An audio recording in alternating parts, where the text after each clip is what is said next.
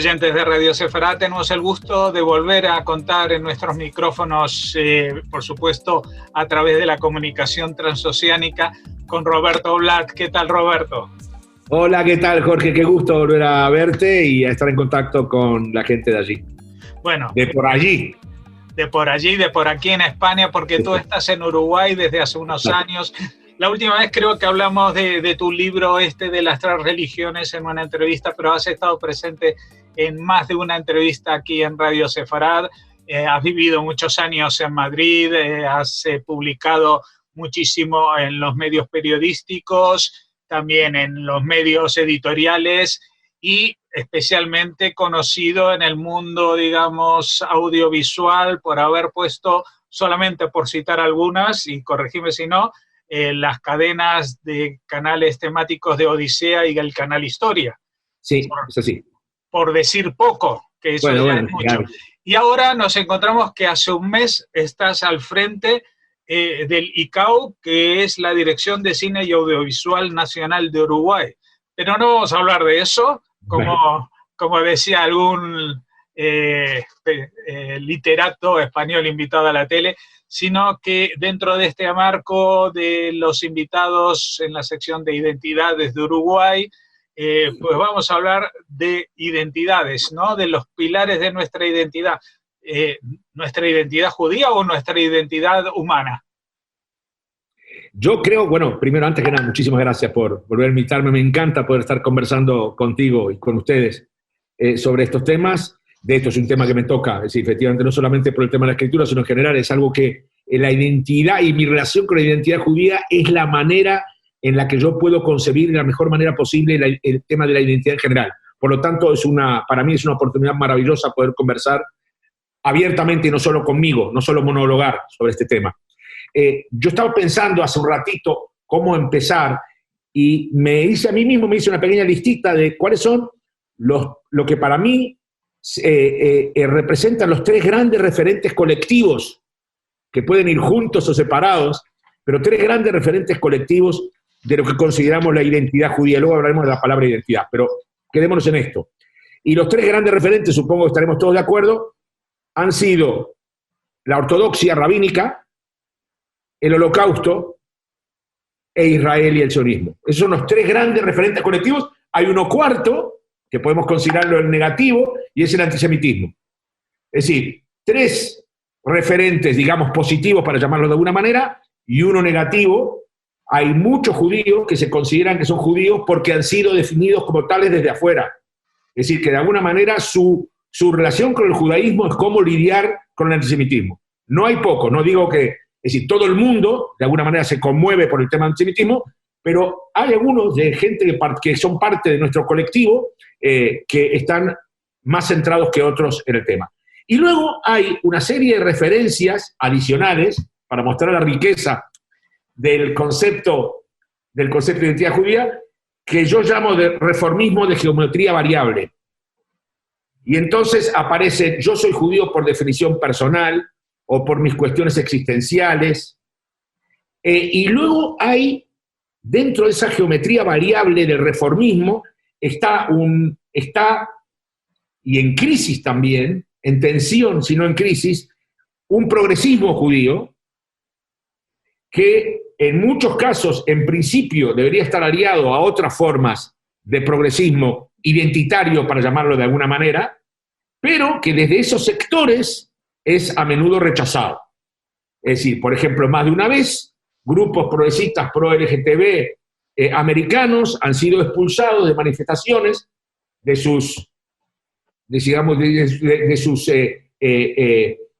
aquella gente con los que comparten esa, digamos, visión ideológica, y por lo tanto, de nuevo, el problema judío se genera ahí donde en principio parecía que estaba definido como para desaparecer. Eso diría yo que es la base sobre la cual me sitúo.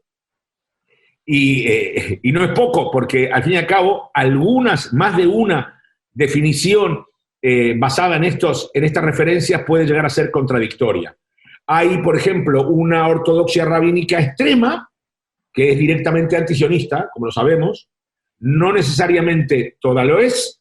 De hecho, con el Rav Kook y otros hubo, digamos, una variante desde finales del siglo XIX de lo que es la ortodoxia judía con relación al mesianismo nacionalista, pero digamos que la relación entre ortodoxia radical, entre la ortodoxia que se mantuvo talmúdica y el sionismo no siempre ha sido la mejor. De hecho, es una de las razones por las cuales hay un status quo en Israel que ha impedido hasta ahora la creación de una constitución. Quiere decir que ahí donde, incluso en términos nacionales, tendría que haber estado situada la definición del judío en tanto ente nacional, en tanto persona nacional, está sin resolver porque no tiene categoría como mucho de ley, pero no categoría constitutiva, quiere decir constitucional. Ahí empiezo, ahí tiro. Ese es el comienzo. Y luego, el otro referente, no he mencionado para nada este otro. Es decir, hay muchísima gente redescubierto. De hecho, en cierto sentido, yo estoy escribiendo algo ahora que tiene que ver con ficción, proficción y autoficción. Y recuerdo a mi madre, que en paz descanse, y mi madre me llegó a decir una vez que ella era judía por designación. Porque ella venía de una familia ilustrada de Viena, no de Galicia, sino de Viena. Según ella, estos son todos, pero estas eran unas distinciones que ella marcaba con muchísimo. Es decir, ella tenía, en algún momento, ella hacía una serie de discriminaciones extrañas, en un momento luego la fue abandonando, pero él consideraba que, por supuesto, que ya que era judía por designación, era mejor serlo dentro del espacio cultural con K alemán, que venir de Europa del Este, y cuando le pregunté, ¿y los sefarditas qué? Me miró así como atolondrado, me dijo, pero esos no son judíos, fíjate, míralos. Es decir, ella que se considera, para hablar de ese otro referente, el que no había mencionado, que es el Holocausto, mi madre descubrió el judaísmo por el Holocausto. Es más, mi madre y mi padre, que no tenían ninguna formación judía, ni interés judío, ni práctica judía, de alguna manera creyeron que estaban en su deber, después de lo que pasó en el Holocausto, de informarme de que yo también era judío y que podía eventualmente encontrarme con alguna dificultad relacionada con el tema identitario, con o sin comillas. Y me acuerdo que desde muy pequeñito me ponían, porque pensaban que una imagen vale más que 1000 palabras, error gravísimo, las imágenes no valen nada sin palabras, creo yo, me ponían fotos de los campos delante, de los 8 o 9 años, para que me vaya enterando, y yo, por supuesto, no me enteraba de nada. Es decir, era como ver fuera de contexto imágenes del horror, pero que no enganchaban en una historia, porque ellos en realidad no eran capaces de articularla tampoco, porque nunca se habían podido explicar a sí mismos por qué habían vivido lo que habían vivido y perdido a sus familias. Por lo tanto, este otro elemento del Holocausto, en muchos casos ha sido también un referente absolutamente fundamental y central de la identidad judía. Bueno, y aquí lo dejo para que peloteemos un poco. No, bueno, sí, me parecen que todas estas referencias en realidad son válidas. Ahora, yo no sé si el tema del Holocausto está vinculado con lo que decías, la definición por negación, por el antisemitismo, que es un poco la idea de Sartre, ¿no? Que decir, según Sartre, si se acabara el antisemitismo, pues se acabaría la identidad judía de alguna manera. Es verdad que en cierto sentido el Holocausto es simplemente llevar al paroxismo el otro referente, el del antisemitismo. Pero yo al Holocausto le atribuyo, además del elemento negativo indudable, le atribuyo un elemento de definición positivo. Entre otras cosas, porque en Israel, ustedes saben, vos sabés perfectamente bien, que se celebra, digamos, se recuerda Shoah Begurá, que es el Holocausto y el heroísmo. Y que en ciertos sentidos, en ciertos sentidos el Holocausto, digamos, ha sido un desafío absolutamente que va más allá de las palabras y de lo explicable, es cierto, y eso en general es la visión de Shoah y la visión de Lanzmann también en su extraordinario documental, pero hay un elemento de supervivencia de lo humano que dignifica al judaísmo que continúa. Es decir, el hecho de que el Holocausto no ha sido suficiente para liquidar a los judíos y al judaísmo como espacio de reflexión, de fe, de investigación, de identificación, eso se asocia. Es decir, yo he escuchado a muchos judíos que el hecho mismo de la supervivencia más allá del Holocausto es una referencia positiva sobre la judeidad, porque dice algo profundo sobre lo humano. Si se puede vivir, como decía Levinas, que decía así, ¿cómo se puede creer en Dios o algo después de Auschwitz? Si se puede realmente seguir planteando objetivos después de un horror tan extremo como el de Auschwitz, quiere decir que hay, digamos, una resiliencia, esa otra palabra horrible que está de moda ahora en español, hay algo, hay un residuo, no quiero decir divino, pero extraordinario en lo humano que permite incluso superar lo insuperable, lo indecible, lo informulable y lo injustificable. Por lo tanto, hay un aspecto del Holocausto que lo concibo como una forma de identificación positiva, a pesar de que esencialmente es la expresión máxima del antisemitismo. Bueno, ¿y dónde entraría en este esquema del encuentro con la propia identidad aquellos planteamientos que se alejan, por ejemplo, de la ortodoxia e incluso del antisemitismo, que podría estar en la raíz de lo que fue los primeros movimientos socialistas dentro del sionismo, fuera del sionismo como el Bund, el movimiento kibutziano, porque tampoco es una reivindicación cultural del pasado de decir, bueno, nosotros tenemos que estar orgullosos de que todas estas personas, Mahler y todos eran judíos. Es como encontrar dentro de la tradición religiosa, rescatar algunos elementos que suponen una moral laica, ¿no? Yo a eso lo incluyo dentro del segundo segmento, que yo lo considero, el reformismo ese de geometría variable. Los incluyo a todos esos que vos decís y son importantes. El problema es que como referencia colectiva, lamentablemente, y odio tener que decir esta palabra, han fracasado. Es decir, ¿qué ha quedado del movimiento kibutzi? ¿Qué ha quedado del Bund, que fue masacrado por nazis y por soviéticos? Es decir, el Bund quedó con... Es decir, probablemente lo más parecido al Bund es el propio movimiento de identidad de Mauricio, que nos ha vuelto a reconectar a Jorge y a mí.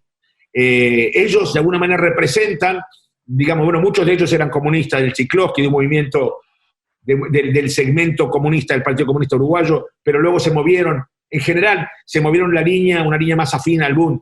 Pero yo creo que como referencias colectivas, esos movimientos ético-culturales no han prosperado. No han prosperado. Sí quedan como formas de religión atenuada. Es decir, el reformismo es una forma de religiosidad atenuada, digamos, en donde se pone mucho énfasis en el humanismo, pero básicamente no abandona del todo el elemento de la fe y de la práctica religiosa.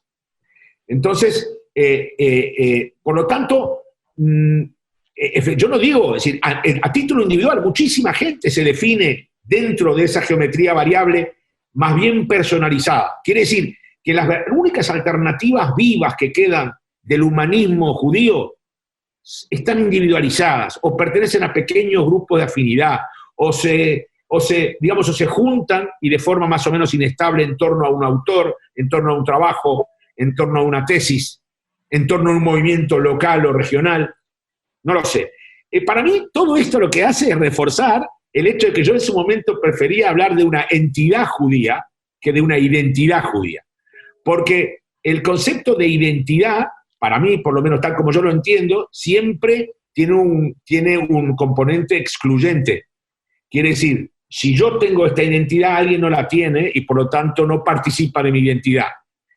Mientras que cuando nosotros vemos un poco el mosaico de los diferentes colectivos judíos, todos ellos tienen de común, asumen, y no todos lo asumen, pero digamos, tomemos a todos aquellos que asumen la referencia de la palabra, por lo menos, judío, pues en realidad hay una relación tan vasta, tan difusa, que es difícil hablar de identidad en el sentido de algo que nos permita decir qué es y qué no es.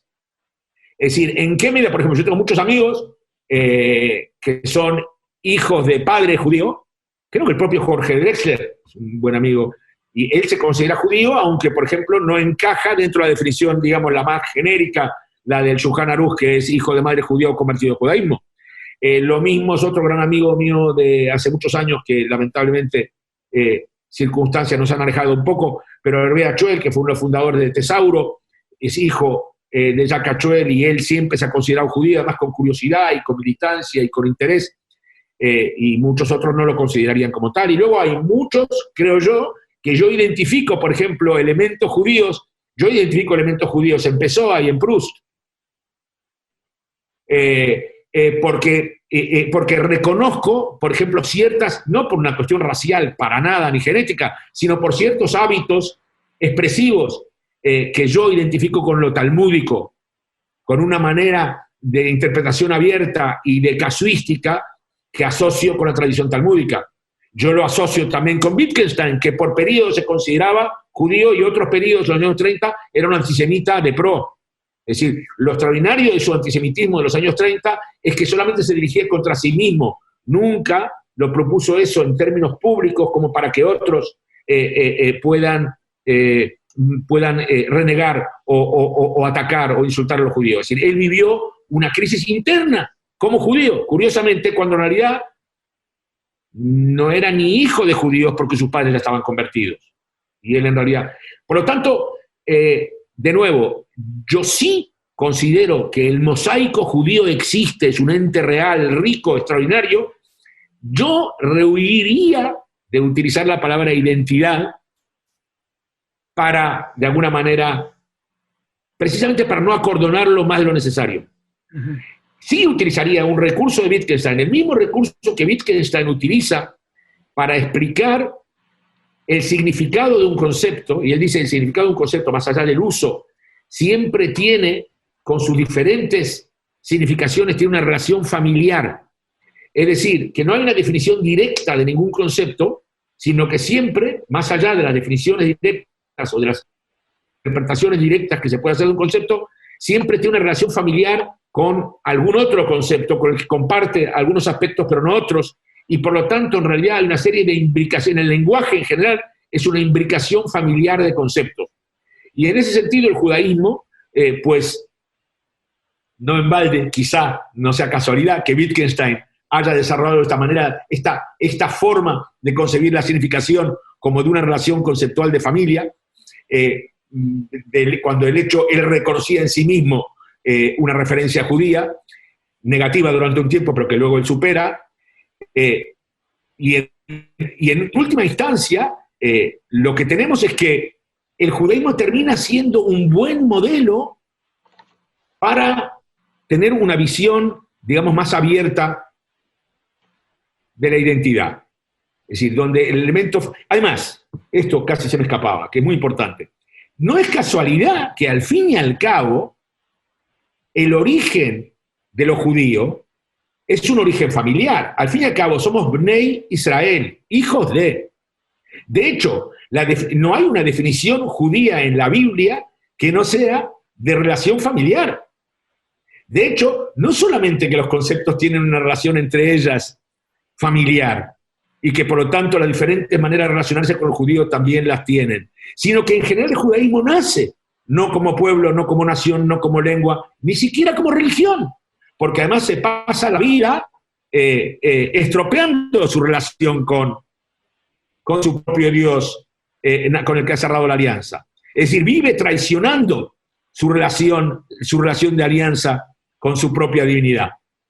Quiere decir que no está ahí el elemento esencial de su identidad, si es que seguimos hablando, usando esa palabra, sino precisamente en que es un colectivo familiar.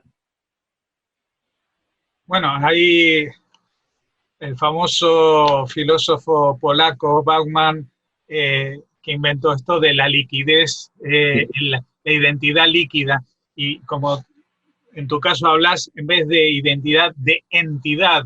Existe también, o sea, puede haber una entidad que parece algo más concreto, también afectada por este estado de inestabilidad de la materia que fluye, que se transforma y que se adapta. Sí, sin duda. La diferencia que yo veo, cuidado, de nuevo, esto es una cuestión completamente personal y tiene poco rigor. Estoy contestando shooting from the hip, es decir, a lo que esto, que es muy interesante lo que me lanzaste. A mí no me cabe, es decir, por supuesto que hay una cierta cercanía entre el concepto de la liquidez, eso, tal como lo ve Bauman y Wittgenstein, excepto que para Wittgenstein cada estado familiar es absolutamente determinado. Por ejemplo, el que alguien sea nuestro primo segundo, no cabe ninguna duda, es verdad, es solo un primo segundo, por lo tanto tiene una relación más o menos distante con nosotros, pero la conocemos, esa distancia y esa relación. Para Bauman las cosas están, Bauman me recuerda más el Tao, todo está en flujo y en realidad ningún punto, digamos, está completamente determinado. Wittgenstein es curiosamente, propone, y de ahí su originalidad y creo la dificultad de aceptarlo por parte de la tradición filosófica convencional, de que él habla de un cierto, de unas circunstancias que están perfectamente determinadas a pesar de que son circunstanciales. En eso recuerdo un poquito, creo que la tesis lógica de Sol Kripke, que hablaba de que en contra de lo que se entendía de Kant, de que lo absoluto y lo determinado solamente podía serlo un juicio analítico, tipo el triángulo tiene 3 lados o tiene 3 ángulos, porque en realidad está definido como tal, es decir, porque el concepto está definido, está cerrado por su propia definición. Pero él decía, no, para mí necesario, realmente algo necesario, no es que el triángulo tiene 3 lados. Eso es un tema, eso es una banalidad. Eso es, digamos, lo que interesa es, a mí me interesa que esta mesa está pintada de blanco. Ahora, es verdad que no hay nada que predeterminara que esta mesa se pinte de blanco. Por lo menos si estaba predeterminado en algún lado, nosotros no tenemos manera de saberlo. Pero por otra parte, tampoco podemos dudar, y ahí también se separa de la duda cartesiana, que esta mesa efectivamente está pintada de blanco. Quiere decir, como juicio de realidad circunstancial, esta mesa está absolutamente pintada de blanco. Quiere decir, es absolutamente necesario que nosotros consideremos esta mesa tal como la percibimos, y en ese sentido el ente es necesario y no líquido. Es decir, es fluido el concepto de mesa, es fluido el concepto de blanco. Por supuesto, esta mesa puede aparecer, desaparecer o ser simplemente un juego imaginario, pero una vez que nosotros estamos utilizando estos conceptos y los utilizamos en un contexto legítimo, pues no tiene nada, digamos, de ambiguo, está perfectamente determinado. Yo me acuerdo de un profesor mío que siempre discutía el tema de la duda metódica de Descartes, que decía que había que dudar de todo hasta que llegamos a una certeza definitiva y absoluta, y él decía, yo estoy seguro que Descartes, cuando salía con los amigos a tomar cerveza, no dudaba colocaba la cerveza sobre la mesa, y no tenía miedo que de pronto le desaparezca la mesa y se le caiga la jarra. Por lo tanto, como Wittgenstein mismo decía, la duda misma tiene un límite. Es decir, si la duda de alguna manera, si nosotros dudamos de forma extrema, es que no entendemos qué significa dudar. Es decir, la duda también parte de algo que está más o menos determinado. Si no, tenemos que dudar de algo que sea suficientemente consistente como para poder dudar de ello y llegar a algún tipo de conclusión. Quiere decir que entre Bauman y Wittgenstein, yo personalmente me quedo con Wittgenstein porque Wittgenstein nos permite confirmar las certezas que tenemos de cosas que no pueden ser definidas de forma completa. Es decir, que la certeza, insiste sobre todo en su último libro, que tiene ese título sobre la certeza, en que la certeza tiene poco que ver con la demostración y con lo absoluto, sino que es cuando se dan suficientes razones como para que algo sea tomado de una cierta manera y no de otra. Y en ese sentido, en el judaísmo hay muchas certezas, también en su pluralidad. Cada uno de los aspectos que nos sirven como referencia a diferentes colectivos dentro del judaísmo, y uso con cuidado la palabra dentro, cada una de las referencias que nos sirven como referencias son certezas legítimas. Cuando alguien se siente marcado por el Holocausto, o se siente marcado por su vocación nacional sionista, o se siente marcado por su fe y por su práctica talmúdica, sobre todo por la práctica, porque sabemos perfectamente bien que el judaísmo en principio no tiene artículos de fe, excepto que la revelación viene de Dios, pero todo lo demás es ya trabajo de interpretación y según una serie de reglas que establece el Talmud Mará. Pero bueno, entonces, al fin y al cabo, las diferentes maneras de vivir los judíos son legítimas dentro de su contexto. El problema es, quizá en los últimos años, es que las referencias que no son la sionista, la del Holocausto o la de la ortodoxia, terminan siendo referencias dispersas, que difícilmente definibles como colectivas. Y yo creo que lo más triste es precisamente la experiencia que están viviendo correligionarios nuestros, para llamarlo de alguna manera, progresistas, antirracistas, antinacionalistas, críticos de la política de Trump, que al fin y al cabo, a pesar de que comparten los objetivos ideológicos con otros grupos afines, sin embargo son identificados y rechazados como judíos. Porque inmediatamente se les atribuye a ellos unas características que pueden ser perjudiciales para el movimiento. Entonces, es curioso, por ejemplo, hay una nueva izquierda que rechaza el progresismo judío y hay una nueva derecha que rechaza los judíos, que por otro lado, que por ejemplo, por un lado apoya a Bibi y por otro lado demoniza a Soros. Es decir, que también genera una serie de fraccionamientos dentro del judaísmo que en realidad del que nosotros no somos realmente responsables. Bueno, Roberto Blatt, yo creo que si de esta charla tenemos una certeza, es de lo apasionante de escucharte pensar, expresar y pasearte por estos temas y por eso que te queremos agradecer, porque aparte, como señalábamos antes, hoy en día tenés una responsabilidad de alto rango dentro del país en el que naciste. Muchas gracias por habernos atendido. Gracias a ustedes y espero que haya quedado claro algo. En todo caso, tenemos derecho a certezas dentro de la multiplicidad.